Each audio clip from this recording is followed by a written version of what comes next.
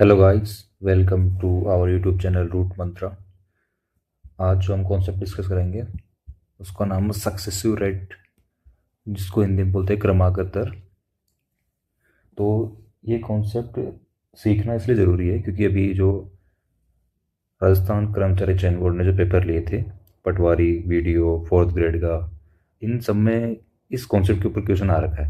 ठीक है, तो देख लेते हैं ये होता क्या एक्चुअल में सक्सेसिव रेट। ठीक है, सक्सेसिव रेट का मतलब होता है कि जैसे अपने पास कोई एक वैल्यू दे रखी है स्टार्टिंग में, मान लो कि कोई पी वैल्यू दे रखी है अपनी। ठीक है, इसके ऊपर कोई अपन परसेंटेज चेंज करते हैं, चाहे अपन उसको ए% बढ़ाएं या ए% घटाएं। ठीक है, तो अपने को एक वैल्यू प्राप्त होती है, कोई सी भी, मान लो V1 प्राप्त हो रही है, या चलो मान लो A1 प्राप्त हो रही है। ठीक है, A1 प्राप्त हो रही है। अब ये A1 प्राप्त हुई, इसके बाद फिर इसके ऊपर B% का चेंज करते हैं, या तो B% से बढ़ाएं या B% से घटा दें, तो अपने को एक वैल्यू प्राप्त होती है फाइनल A2। ठीक है, दो बार चेंज करेंगे अपन। तो ये यहाँ से P से लेके जो अपन A2 तक पहुँच रहे हैं, यहाँ पे जितना चेंज आ रहा है इसको अपन बोलते हैं सक्सेसिव रेट। ये जितनी भी रेट से चेंज हो रही है उसको बोलते हैं सक्सेसिव रेट। ठीक है, A% अलग चीज़ है, B% अलग चीज़ है, लेकिन ये यहाँ से लेके स्टार्टिंग पॉइंट से 2% के बाद जो भी मान आ रहा है उसका इसमें कितना परसेंटेज चेंज हुआ है, उसी को बोलते हैं सक्सेसिव रेट। ठीक है, या इसको बोलते हैं इफेक्टिव रेट। ठीक है, क्रमागत दर, ये सब इसके नाम है। ओके गाइस, तो अब देखते हैं अपन आगे इसमें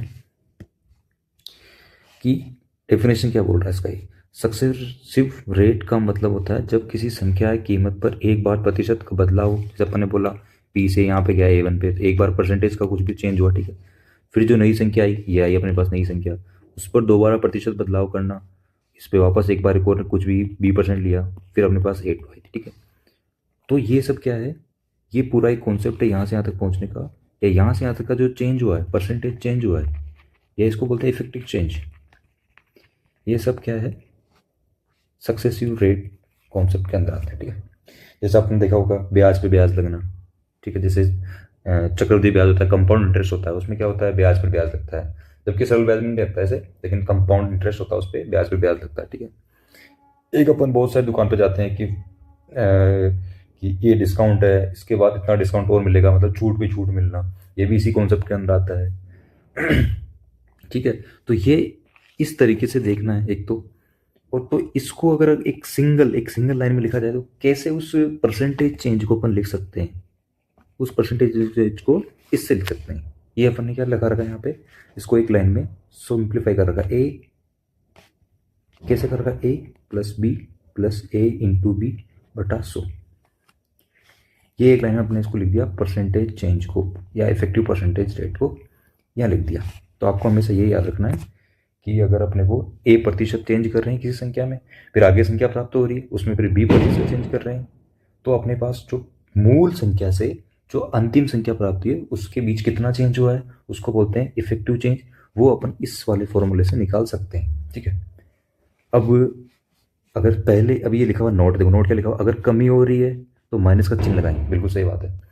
कि अगर ए स्टार्टिंग वाला है जैसे A%, वो सपोज करो कि कमी को दर्शाता है, देखिए A% की कमी करी जाती है, तो उसको ए नहीं लिख के अपन फॉर्मूले क्या लिखेंगे, -A लिखेंगे।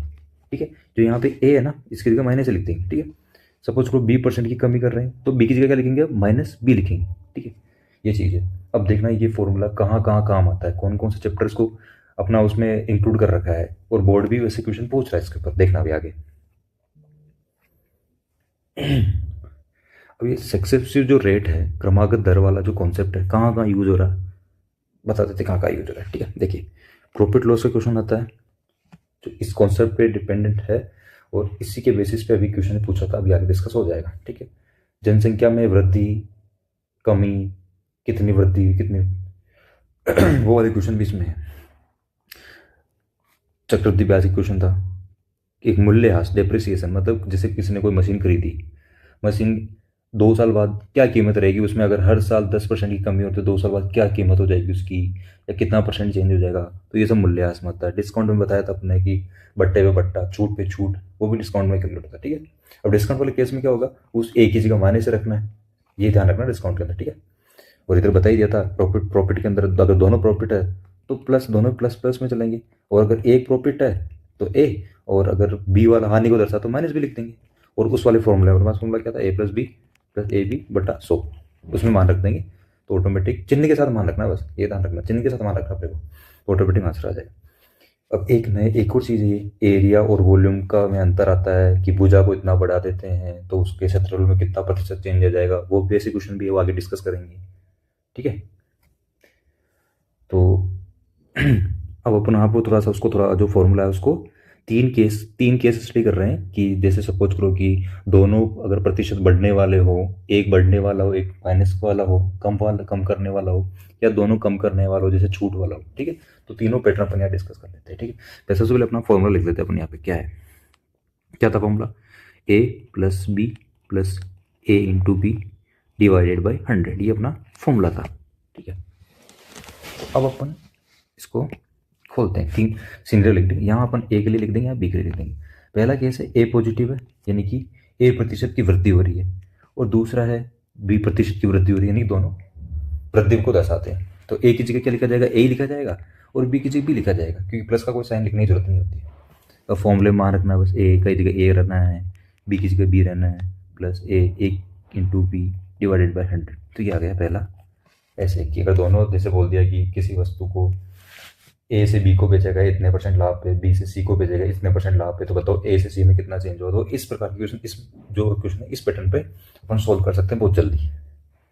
अब अगला है कि सपोज करो कि ए पॉजिटिव है और बी नेगेटिव है, मतलब पहले वृद्धि बता दी फिर उसके बाद उसमें कमी बता दी। तो ए को क्या लिखेंगे ए, और बी को लिखेंगे माइनस बी। इस वाले फॉर्मूले में मान रखेंगे कितना आ जाएगा, ए माइनस बी फिर माइनस बी डिवाइड बाई 100, ये हो गया, ठीक है। अब तीसरा केस है, ये भी माइनस, यानी कि छूट, ए प्रतिशत छूट और फिर बी प्रतिशत छूट। तो इसकी जगह भी क्या लिखना पड़ेगा, माइनस का ए, इसकी जगह माइनस का बी। अब फॉर्मूले मार्किंग क्या हो जाएगा, माइनस का ए माइनस का बी। लेकिन अब इधर देखना ना, ए की जगह माइनस से लिखूंगा ना, और बी की जगह माइनस भी लिखूंगा, फिर नीचे 100 लगा देता हूँ। तो इसको सोल्व करते हैं, माइनस का ए माइनस का बी, और ये माइनस माइनस दोनों क्या हो जाएंगे, माइनस माइनस प्लस हो जाएंगे, तो automatic A into B divide by 100। तो ये है क्या बोलते हैं इसको, क्रमिक छूट बोलते हैं, क्रमिक छूट बोलते हैं, ठीक है। इस पर भी क्वेश्चन आ रहा है, वो आगे डिस्कस करेंगे, ठीक है। अब देखो आगे, ये क्वेश्चन आया था अभी, पता नहीं पटवारी या वीडियो या किसका भी है या 4th ग्रेड का है, लेकिन ये क्वेश्चन अभी जस्ट रिसेंटली जो बोर्ड ने एग्जाम लिए उसमें पूछा गया था। ये क्वेश्चन क्या है देखो, ये बोल रहा है कि एक वर्ष में देर का 2023 में एक कॉलेज में 5000 छात्र थे। छात्रों की संख्या में प्रतिवर्ष 24% की दर से बढ़ोतरी होती, तो वर्ष 2025 में कॉलेज में कितने विद्यार्थी होंगे। ढंग से क्वेश्चन, सबसे पहले क्वेश्चन सोल्व करने से पहले जरूरी है कि क्वेश्चन को ढंग से एक बार समझ लो कि बोलना क्या चाह रहा है, ठीक है। तो अपन यहाँ लिख देते हैं, जैसे यहाँ लिखता हूँ कि 2023, फिर यहाँ लिखते हैं 2024 और एकदम 2025, ठीक है। यहाँ अपने पास कितने स्टूडेंट थे, 5000, ठीक। इसने कितना बढ़ाया इसको, प्लस का 24%, तो यहाँ पे 24% बढ़ा के लिख देंगे, यहाँ पे पहुँच जाएगा। यहाँ पे कुछ आएगा, फिर इसमें बोल रहा है कि इसमें फिर 24% बढ़ाया था हम, तो यहाँ पे कुछ आएगा, ठीक है। तो अब अपने को ये वाली वैल्यू पूछा है कि अब कितने स्टूडेंट हो गए, कि अपना आंसर क्या रहेगा, ये वाला आंसर है। तो कैसे करना है अपना, सबसे पहले अपन सक्सेसिव जो रेट वाला फॉर्मूला है, जो कॉन्सेप्ट सीख रहे हैं उसके बेसिस पर करके देख लेते हैं कि कैसे होता है। उसके अलावा और भी मेथड है, और भी छोटे भी मेथड है, थोड़ा बेसिक से भी कर सकते हैं, लेकिन पहले अपन अपना फोकस इस वीडियो में सक्सेसिव रेट कॉन्सेप्ट पे है, तो वही करेंगे, ठीक है। तो इसको करते हैं, क्या आएगा 24 + 24, क्योंकि ए और बी दोनों पॉजिटिव है। फिर आगे क्या था, प्लस 24 × 24 डिवाइडेड बाई 100, तो कितना हो जाएगा, ये 48 तो दोनों ही हो गए, प्लस 5.76, क्योंकि मैंने इसका 24 का स्क्वायर कर लिया, उसमें फिर 100 से डिवाइड करके ये लिख दिया, तो कितना हो गया 53.76 आ गया, ठीक है। तो ये परसेंटेज होगा, यानी कि यहाँ से यहाँ तक, इस जगह से यहाँ तक पहुँचने में इसको कितना % बढ़ाना पड़ेगा, 53.76% बढ़ाना पड़ेगा। अब देखना, अब इसका 5000 का अपन क्या करते हैं, 5000 का 100 + 53.76% निकाल लेते हैं, ठीक है। तो तभी तो आएगा ना, यहाँ से यहाँ तक जा रहा है तो खुद 5,000 तो सही सही था, खुद तो 5,000 था ही, तो वो लेना ही है, उसके साथ ये परसेंटेज भी लेना है, मतलब कि 5,000 का 153.76% लेना है। तो ये पॉइंट हटा रहा हूँ तो यहाँ डबल जीरो लग जाएगा, ठीक है। ये 1 2 3 जीरो, ये 1 2 ये 3 जीरो। अब देखना, यहाँ से मैं 5 से डिवाइड कर रहा हूँ 2 बार, और इस 2 को यहाँ से डिवाइड कर रहा हूँ 2 7 14 12, और ये 8 और 8। तो अपना आंसर क्या आ जाएगा 7688। ये ऑप्शन अपना बिल्कुल करेक्ट है, ठीक है। तो ये है एक तरीका इसको सोल्व करने का सक्सेसिव रेट से। और इसका दूसरा तरीका क्या है, दूसरा तरीका ये है कि रेशियो मेथड है, उससे अपन सोल्व कर सकते हैं। इसको रेशियो मेथड कैसे करते हैं देखना भी, ठीक है। अब रेशियो मेथड देखो, रेशियो मेथड छोड़ो, जो अपना जो इसका बेसिक है वो बताते हैं वो कैसे करते हैं, ठीक है। अब मैंने अभी स्टार्टिंग स्लाइड में ये एक चीज़ डिस्कस करी थी स्टार्टिंग में, जैसे ये वाली कि पहले पी था, फिर इतना बड़ा, फिर इतना बड़ा, फिर चेंज हुआ। तो इसको अपन सिंप्लीफाई करके ऐसे लिख सकते हैं, देखो स्टार्टिंग ये था, उसके बाद रेट में डिफरेंस आया, फिर सेकंड बना 2024 का बन रहेगा, फिर कुछ रेट का चेंज किया, फिर फाइनल वैल्यू आएगी। तो इसको मैथमेटिकल फॉर्म में ऐसे लिखते हैं कि ये आया अपना फाइनल वैल्यू, ठीक है। ए इक्वल टू पी 1 प्लस या माइनस, अगर बढ़ रहा है तो प्लस लिख देंगे, और घट रहा है तो माइनस लिख देंगे, A/100 इंटू में इसी के आगे कंटिन्यू करेंगे, प्लस और माइनस, मतलब बढ़ेगा तो प्लस और घटेगा तो माइनस, B/100। इसको ऐसे भी लिखा जा सकता है, ठीक है। अगर सीधा मान निकालना है तो अब देखो अपने क्या निकालना है, इसमें ए निकालना है 2 साल बाद का, यानी कि फाइनल वैल्यू निकालनी है। तो पी कितना देर का है, मूल वैल्यू, मूल कितना था 5,000, और अपना बढ़ ही रहा है तो 1 + 24 डिवाइडेड बाई 100, फिर 1 + 24 डिवाइडेड बाई 100।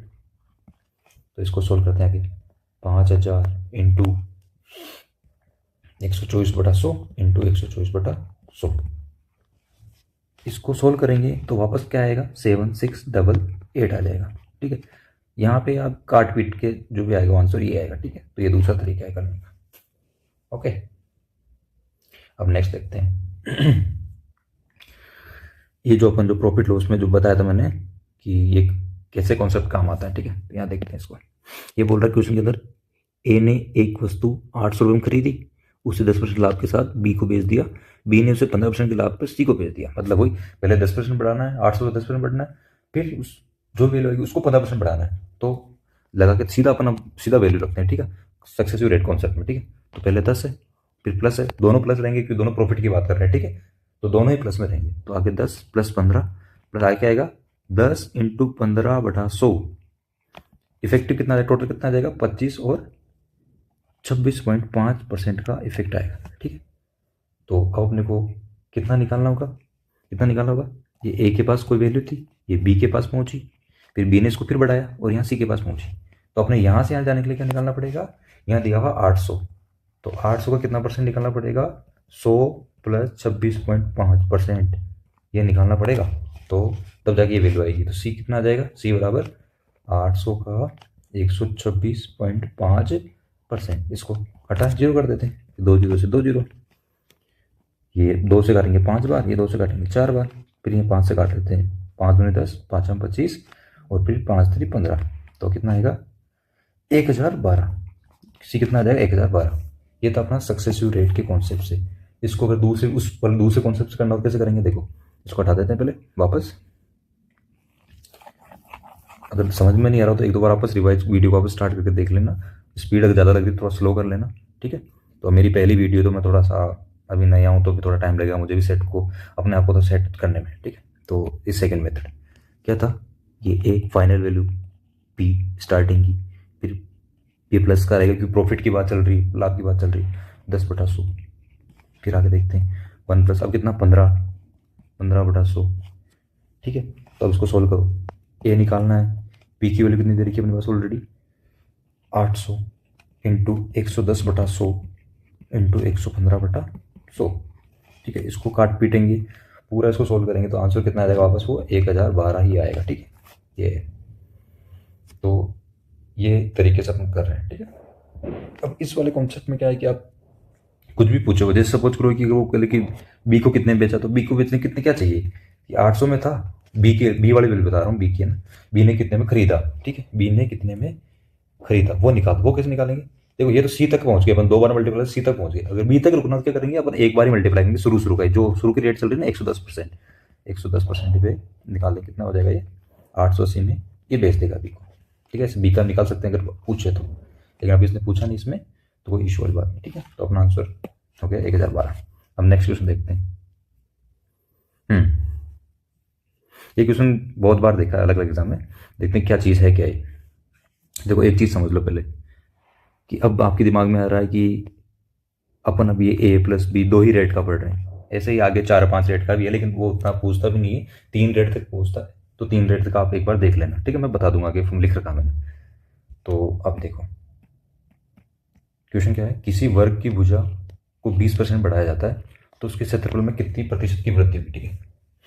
अब इसमें सक्सेसिव रेट क्यों लगेगा, पहले अपन इसको बेसिक से देख लेते, बेसिक क्या बोलता है, ठीक है। ये वर्ग की भुजा मान लो आप ए है, ठीक है, तो उसका क्षेत्रफल कितना होगा वर्ग का, भुजा स्क्वायर होता है ना, तो ए स्क्वायर उसका हो गया क्या, क्षेत्रफल।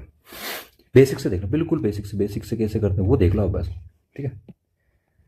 कि माना कि अपनी भुजा कितनी है 10 है, भुजा कितनी मानी अपने 10 मानी, तो क्षेत्रफल कितना आ जाएगा, एरिया, एरिया कितना आ जाएगा 10 इंटू 10 मतलब भुजा स्क्वायर बराबर 100। ये हो गई एक कंडीशन। दूसरी कंडीशन में ये बोल रहा है कि भुजा 20% बढ़ा रहा है, तो ए का 20% कितना होता है 2, 10 का 20% कितना होता है 2, तो 10 प्लस 2 12 हो गई। अब भुजा कितनी होगी 12, और एरिया कितना हो जाएगा, नया एरिया कितना आ जाएगा 12 इंटू 12 144, ठीक है। अब आप खुद ही देख सकते हो भाई कि अगर ये भुजा 10 से 12 हो गई, 10 से 12 हो गई, तो एरिया कितना हो गया 100 से 144, तो आप खुद देख लो ना, 100 है बेस, 100 से कितना बढ़ गया 44 बढ़ गया, और परसेंटेज में मांग रहा है तो कितना हो गया 44%। तो ये इसका बेसिक तरीका, अगर कुछ भी नहीं आया तो ये अपन इस तरीके से कर सकते हैं, ठीक है। ये था बिल्कुल बेसिक, कुछ भी नहीं आया तो। अब यही चीज़ अपन थोड़ा सा जिस पे अपना वीडियो चल रहा है सक्सेसिव रेट कॉन्सेप्ट पे, उस पर सोल्व करने की कोशिश करते हैं, ठीक। तो उसको देख लेते हैं आप।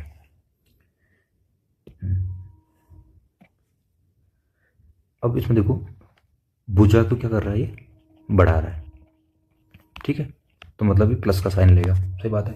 अब आपने कंफ्यूजन नहीं हो रहा है कि ए की भुजा है तो आप लेकिन ए प्लस बी क्यों कर रहे हो, तो एक चीज़ दिमाग में डालना है यहीं से, कि जो क्षेत्रफल होता है, क्षेत्रफल वो दो द्विआयामी होता है, ठीक है, द्विआयामी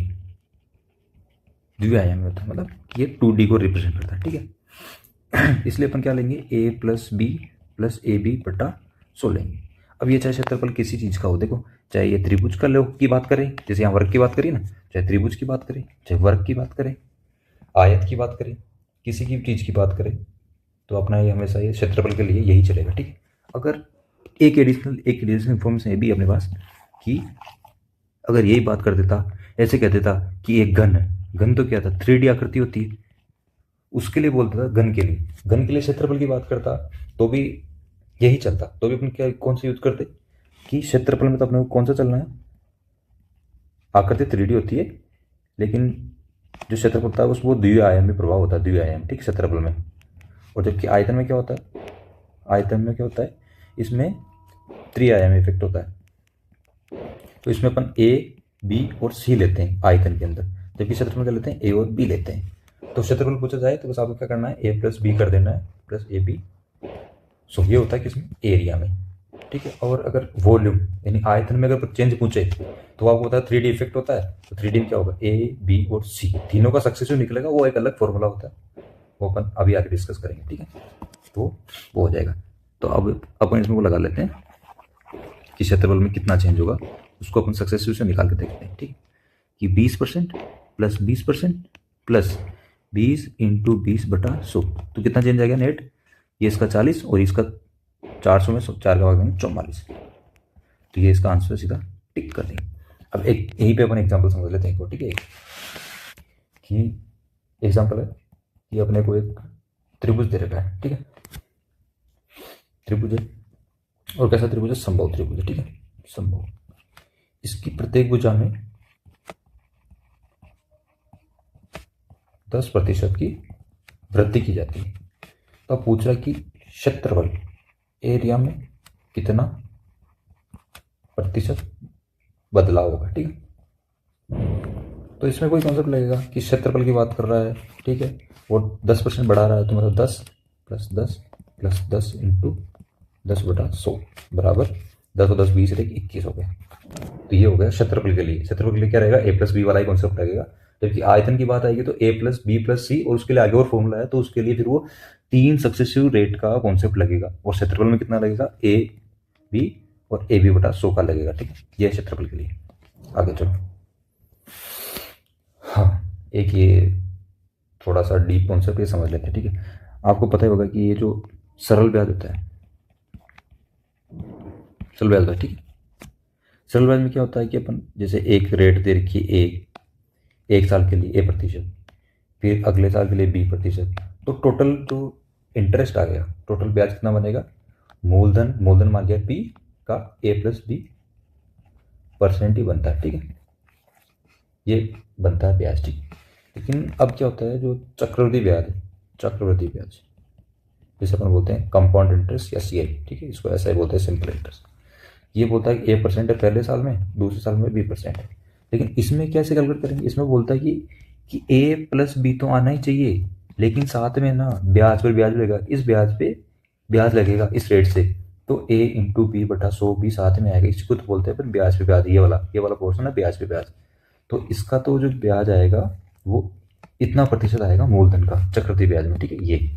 और जबकि उसमें कितना आएगा सरल ब्याज के लिए a+b% ओनली, ठीक है, क्योंकि इसमें कोई ब्याज पे ब्याज नहीं होता, जबकि इसमें ब्याज पे ब्याज होता है। तो इसलिए क्या होगा, a+b तो आएगा, इसके साथ साथ a × b/100 भी आएगा। मतलब वही सक्सेसिव रेट वाला कॉन्सेप्ट यहाँ भी काम करेगा, ठीक है। सक्सेसिव रेट वाला कॉन्सेप्ट यहाँ भी काम करेगा, क्या पे, चक्रवृद्धि ब्याज में। अब देखो, अब इस क्वेश्चन को सोल्व कर लेते हैं सक्सेसिव वाले तरीके से ही है, हालांकि क्वेश्चन अलग थोड़ा सा, ठीक है। देखो, अब अपने को बोल रहा रेट है 10%, ठीक है, और टाइम अपने पास 2 साल। अपने को मतलब नहीं 2 साल है, क्योंकि अपने को 2 ही साइकिल बनानी थी, दो ही रेट चलानी है, तो अपने को 2 साल मिल गया। हाँ, 2 रेट चल जाएगी, पहले साल 10%, दूसरे साल भी 10%, 2 साल आ गया, मतलब पहले साल भी 10% आ गया, दूसरे साल भी 10% आ गया, बस अपना काम हो गया। ए और बी मिल गया अपने को, ए और बी मिल गया, आगे अपने ऑटोमेटिक निकाल सकते हैं। तो देखो, ऐसा ही तो क्या होता है कि 10% + 10% बराबर 20%, ठीक है। और CI क्या होता है, 10% + 10%, ये तो आएगा सही, साथ में ब्याज पे ब्याज 10 × 10/100 बराबर 21%। अब आप यहाँ देख लो कितना कितना अंतर है, सरल ब्याज में और चक्रवृद्धि ब्याज में कितना परसेंट का अंतर, 1% का। अब 1% किसका है, मूलधन का 1% का अंतर है, ठीक है। अब अपने 1% है, अब आप देख लो मूलधन का 1% कितना देर का क्वेश्चन में, 12.5 रुपये, ठीक है। तो आप सोचो 1% अगर 12.5 है तो 10% कितना होगा, 125, ठीक है। और 100% कितना होगा, 1250। तो ये आ गया मूलधन, बस इतना सा क्वेश्चन था। और अभी इसी कॉन्सेप्ट पे 2 साल के ब्याज, कौन सा ब्याज, सरल ब्याज और चक्रवृद्धि ब्याज, 2 साल के लिए, इन दोनों में अंतर का सीधा सीधा फॉर्मूला से क्वेश्चन पूछा था। तो सीधा सीधा क्या फॉर्मूला पूछ लिया कि चक्रवृद्धि ब्याज और साधारण ब्याज में 2 साल के लिए अंतर का फॉर्मूला बताइए, अभी बोर्ड ने पूछा था, ठीक है। तो वो क्वेश्चन भी अपन आगे कभी वीडियो आएगी उसमें बता देंगे कि अगर फॉर्मूला याद है तो कैसे करेंगे, नहीं है याद तो भी कैसे करेंगे, ठीक है, उसमें हो जाएगा। अब नेक्स्ट क्वेश्चन देख लेते हैं। हाँ, तो अब ये आ गया यहाँ पे 3 साल के लिए, ठीक है। अब ये मैंने फॉर्मूला लिख दिया, ठीक है, थोड़ा सा बड़ा लेकिन कोई बड़ी बात नहीं। 3 a+b+c चलेंगे, साथ में ab bc ca और 1/100, ये एक बार 100, ठीक है। फिर तीसरा तीनों गुणा करके 2 बार 100, ठीक है, ये है। तो इसमें क्या फिर नोट वही है कि चिन्ह के साथ आप अपने को प्रयोग करना है। अब ये कहाँ काम आता है, देखो, या तो तीनों देर के अपने को लाभ लाभ लाभ, मतलब 10% का लाभ हुआ, फिर 15% का लाभ हुआ, फिर 25% का लाभ हुआ, तो बताओ कितना लाभ हुआ, टोटल कितना परसेंटेज चेंज हुआ। तो अपन इस एक फॉर्मूला से तीनों का अपन मान बता सकते हैं, ठीक है। ये आपको फॉर्मूला याद नहीं भी होगा तो भी अपना काम चल सकता है, बताता हूँ कैसे चलेगा। ये अगर याद भी नहीं होगा तो चलेगा, लेकिन आप बेटर है कि सीधा आंसर मार्क करने के लिए सीधा अगर याद रख सको तो रख लो, बड़ी बात नहीं कि तीनों जोड़ देंगे, इन दोनों को गुणा करके 100 का भाग दे देंगे और तीनों गुणा करके 2 बार 100 का भाग दे देंगे। तो ये ईजी फॉर्मूला 2-4 बार रिवाइज करो, ऑटोमेटिक याद हो जाएगा, ठीक है। अब देखो इसका काम कहाँ आता है, देखो मैंने आपको बताया था चिन्ह डिस्काउंट में चिन्ह क्या आता है, हमेशा क्या यूज करना है, डिस्काउंट में माइनस का यूज करना, ठीक है। मैंने स्टार्टिंग बताया डिस्काउंट के लिए क्या यूज करना है, अपने को माइनस का यूज करना है, ठीक है। हानि के लिए भी माइनस यूज करते हैं, कमी के लिए माइनस यूज करते हैं, डिस्काउंट भी कमी को बताता है, मतलब माइनस के लिए यूज करना है, ठीक है। अब अपने को कहाँ काम आएगा ये कि लगातार 3 क्रमिक बट्टे देने, क्रमिक बट्टे या क्रमागत बट्टे या सक्सेसिव डिस्काउंट देने 3 लगातार। पहला ए उसको माइनस से लिखेंगे क्योंकि बट्टा है, दूसरा बी है उसको माइनस भी लिख देंगे, और तीसरा सी है उसको माइनस से लिख देंगे। अगर ये ए माइनस बी माइनस ए माइनस बी माइनस ए, यही मान उठा के सीधा इनकी जगह रख देंगे ना ऑटोमेटिक, तो सोल्व करने पे अपने पास ये वाला फॉर्मूला निकल के आ जाएगा, ठीक है। 10 से मतलब इतना लंबा है मुझे पता है, लेकिन अगर आप ये याद रख लोगे तो ये ऑटोमेटिक निकल जाएगा, ठीक है। ये सभी केस में काम करेगा। जब प्रॉफिट रहेगा तो पूरा यही चलेगा, पूरा सेम कसम, और जब ये 3 बट्टे आ जाएंगे तो ये हो सकता है कि एक प्लस में हो, एक माइनस में, एक प्लस में, मतलब एक में प्लस लाभ में बेचा, एक में हानि बेची, और तीसरा फिर लाभ में बेचा। तो इससे भी निकाल सकते हैं कि अपने को अलग अलग जो केस है उसके हिसाब से अपने को मान रखना है, ठीक है। लाभ बोलते प्लस रख दो, माइनस बोलते तो हानि बोलते माइनस रख दो, तीनों छूट की बात करें तो तीनों माइनस रख दो। तो ये से निकाल सकते हैं। अगर फॉर्मूला याद नहीं है तो भी कोई बात नहीं, अपना काम निकल जाएगा। बताता हूँ क्वेश्चन आर का, देखो ये अभी वही रिसेंट वाला क्वेश्चन है, ठीक है, अभी पेपर हुए थे उसमें से ये। क्रमिक बट्टो 25%, क्या क्या 25% का बट्टा है, 20% का बट्टा है और 10% का बट्टा है। इन तीनों का समतुल्य, मतलब इन तीनों का एक कंबाइंड इक्विवेलेंट सक्सेसिव वो वाला बट्टा निकाल के देना अपने को, ठीक है। तो अगर अपन पीछे वाले फॉर्मूले मान रखेंगे तो भी आ जाएगा, लेकिन वो ये काटा पीटी हो जाएगी ज़्यादा। तो इससे बढ़िया मैं आपको एक और तरीका बताता हूँ, ठीक है, 3 वाले केस में कैसे निकालना है। देखो मैंने आपको बताया था, क्या बताया था कि ए होता है, फिर पी होता है, 1 प्लस माइनस ए होता है डिवाइडेड बाई 100 होता है, ठीक है। फिर दूसरा 1 प्लस माइनस बी 100 होता है। अब तीसरा भी लगाना पड़ेगा ना यार, तीन घटक आ गए, 3 कंपोनेंट आ गए, तो तीसरा भी लगा देते हैं, ठीक है। ये लगा दिया। ये प्लस माइनस का मतलब समझ में आ रहा है, ये प्लस माइनस क्यों लगाया कि अगर लाभ की बात करा, बढ़ाने की बात करा प्लस, अगर बट्टे की बात करता, हानि की बात करता, कमी की बात करता माइनस। तो यहाँ केस क्या है, अपने को हानि वाला है, मतलब माइनस वाला केस, ठीक है। तो लगा देंगे, ठीक है। मान लो कि भाई स्टार्टिंग वैल्यू कितनी थी, मान लो ये वैल्यू, इसको बोलते हैं, एक बट्टे की बात करते हैं, इसको बोलते हैं अंकित मूल्य बोलते हैं। जब भी बट्टा देते हैं अंकित मूल्य पे ही बट्टा देते हैं, ठीक है। मार्क प्राइस होती है ना, मार्क प्राइस, तो उसी पे अपने को बट्टा छूट उस पर देते हैं एम पे, ठीक है, एम पे भी मार्क प्राइस भी, ठीक है, जो अंकित होती है, ठीक है। ये मान लिया 100। तो देखो 100 पहला बट्टा क्या है 1, अब माइनस लिखूंगा यहाँ क्योंकि ये बट्टे की बात कर रहा है, 1 माइनस 25 डिवाइडेड बाई 100। फिर अगला 1 माइनस माइनस इसलिए क्योंकि छूट की बात कर रहा है, ठीक, 20/100। फिर तीसरा 1 माइनस 10/100, ठीक है। अब इसको सोल्व कर देते हैं, 100 इंटू 75/100 इंटू 80/100 इंटू 90/100। देखो इस 100 से ये गया 1020, ये 20 गए यहाँ से, तो कितना हुआ 25 थी 75, 25 चौक 100, ठीक है। ये 4 दूनी 8, तो कितना हो गया 3 क्या क्या बच गया, 3 इंटू 2 इंटू 9, तो 54 बच गया। तो मतलब अपने पास स्टार्टिंग वैल्यू 100 थी और छूट देने के बाद ये थी एमपी, मतलब मार्क प्राइस था, अगर अंकित मूल्य 100 था पहले, और अब कितना आया लास्ट में छूट देने के बाद 54 रुपये आए, 54 रुपये। तो कितनी छूट दे दी अपन ने, 100 रुपये पे 46 की छूट दे दी अपने। तो छूट बट्टा कितना है अपना, कितना छूट दी अपन ने, ये दी अपनी छूट, टोटल नेट छूट है ये नेट। तो अपन ने कितनी 46% की छूट दी। ऐसे अपन कर सकते हैं अपने, मतलब इस वाली चीज़ को दिमाग में चला लेना, ये आपको चक्रवृद्धि ब्याज में भी काम आएगा कि जब आपको रेट दे रहे, क्योंकि ऐसे एक rate B rate C rate दे रखी होगी और आपको बोलेगा कि इतना मूलधन, तो आपको कंपाउंडेंट वो मिश्रधन ज्ञात करो, तो ये मिश्रधन का फॉर्मूला भी यही है, ठीक है। तो एक बार घुसा लो दिमाग में तो समझ में आ जाएगा, ठीक है। बस अभी तो इस कॉन्सेप्ट पे इतने ही क्वेश्चन थे, और भी क्वेश्चन देखेंगे और भी मज़ेदार कॉन्सेप्ट लेके आएंगे, तो कि आपकी थोड़ी अंडरस्टैंडिंग डेवलप होगी और आप बेसिक से भी क्वेश्चन को कर पाएंगे, थोड़ा एडवांस भी करना चाहे तो कर सकेंगे।